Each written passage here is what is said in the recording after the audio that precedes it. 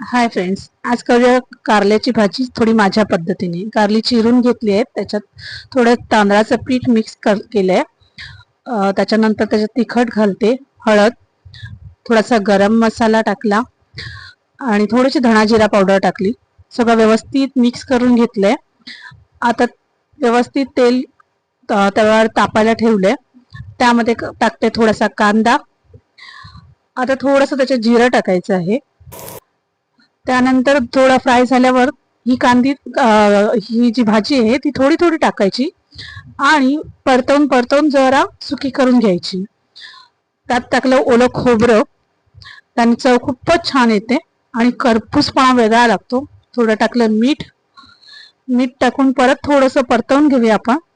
आमसुलाचे 2 तुकडे टाकले आणि मस्त खरपूस होण्यासाठी करून दिली. बघा भाजी चपातीवर कशी लागते माझ्या पद्धतीने. आवडल्यास लाईक आणि शेअर करा.